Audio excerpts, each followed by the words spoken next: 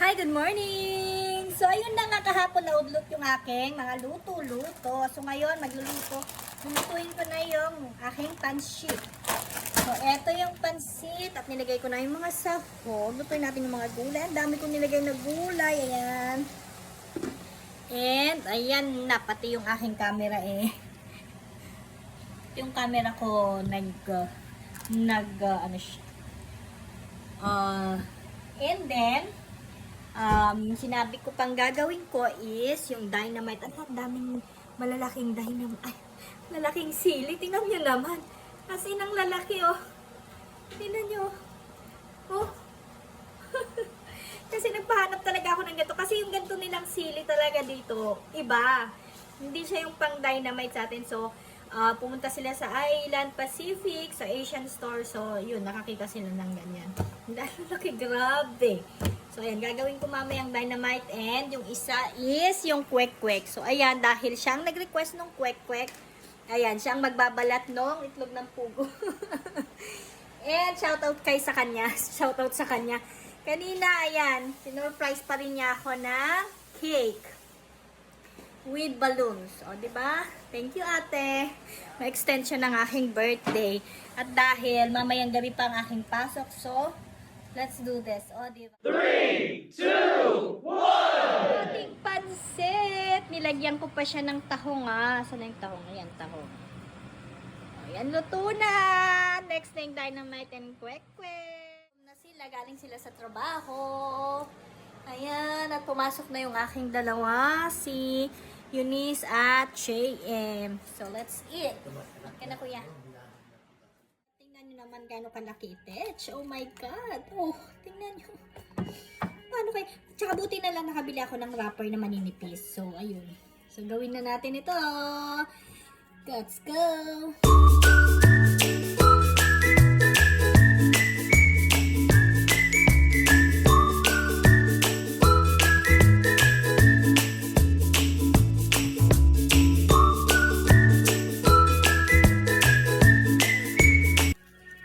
Dynamite. Yan, request ni Kuya Alec.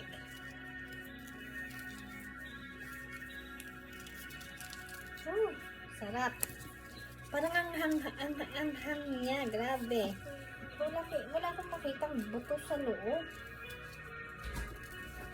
There you go. So, ready na itong aking pang dynamite. Ginagawa ko na lang yung kanyang pork. And that's it. Gagawin ko naman yung kwek-kwek, yung request ng anak ko.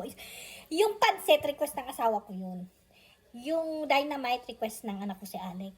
Yung kwek-kwek, request ni Kikay. Si JM, ano pala request nun?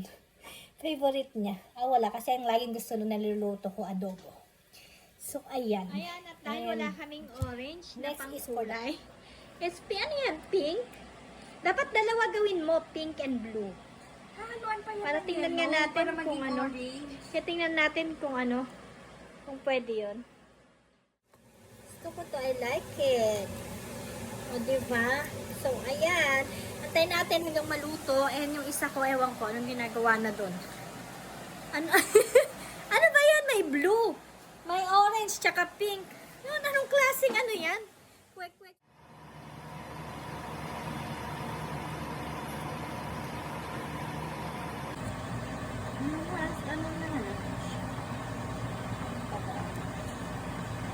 Naalala mo, nagganto rin sa tuwa.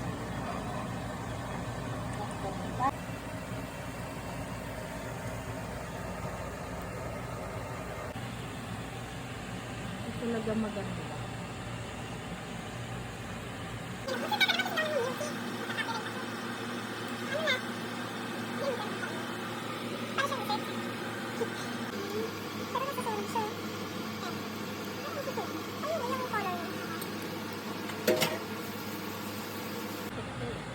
Ito na ang ating kwek-kwek na pink na naging orange. Kakulay lang din ito. Bakit na yung orange? Kasi nga natusta. Baka pati blue. Matutusta din siguro. Ito, yung orange natin. Ito may hint lang siya ng pink. Ito yung blue. Alam niya. Ayan, kasi hindi naman, hindi siya magiging. Ayan, blue na talaga. Tayo ng kanyang kwek-kwek. kwek-kwek at mamaya yung final ng mga ginawa kong dynamite at saka yung kwek-kwek, bibidyohan natin. And that's what I want. And ayan, kaya ayoko talaga nagluluto minsan. Lalo kapag may trabaho ako kasi ayan. Shred! Ang daming hugasin. Part 3 na ng hugasin ko yan. Kanina pa ako naghuhugas. So ayan. Ganyan naman talaga, di ba? So, buti na lang at day off natin kahapon. And now, mamayang gabi pa naman yung work ko at nakatulog naman ako ng mahimbing. Nakabawi ako ng tulog. So, ayan.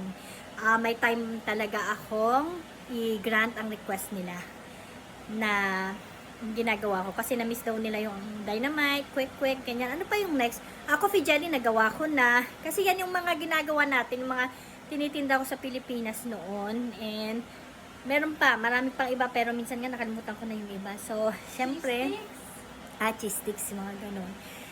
Pwede tayong gumawa, cheese sticks. Yun. And, nakakamiss din talaga, magluto-luto. Sabi nga ng anak ko, Mama, mag-catering daw ako dito. Parang yung mga, parang by orders lang, ganun. Sabi ko, parang, alam mo kasi 18 years old pa lang ako, ito na yung trabaho ko.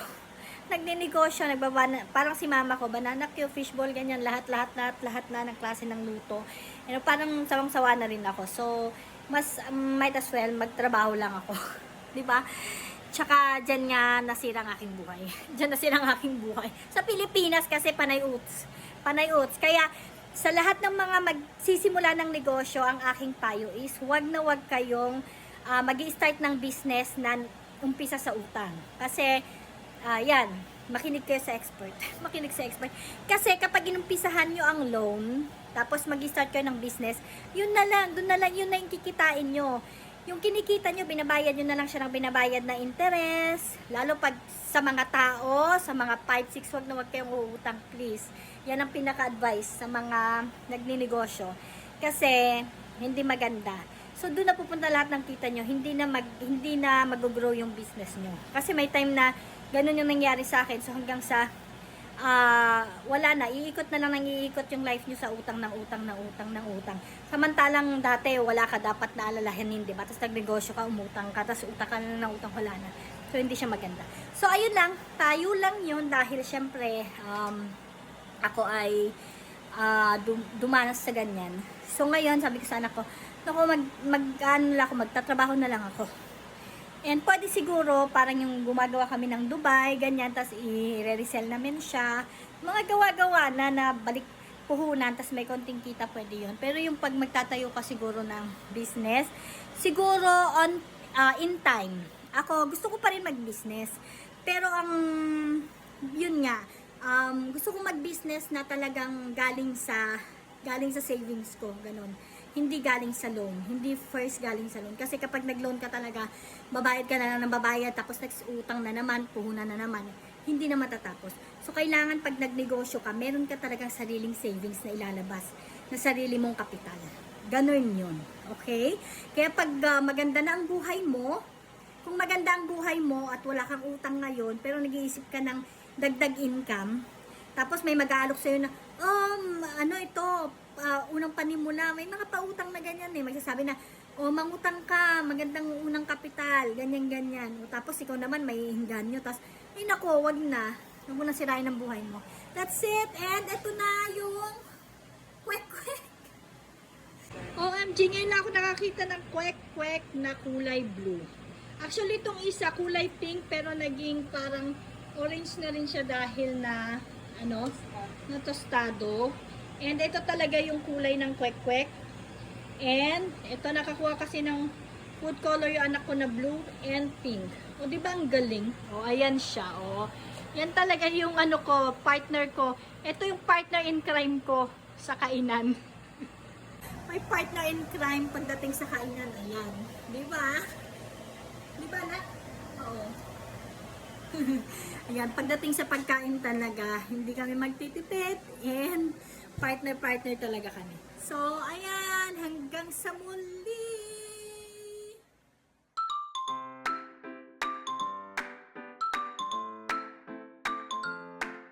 So, ayan, nanarap ko na yung dynamite at mamaya ay akin na ipipit. So, susundo muna ako ng junaki.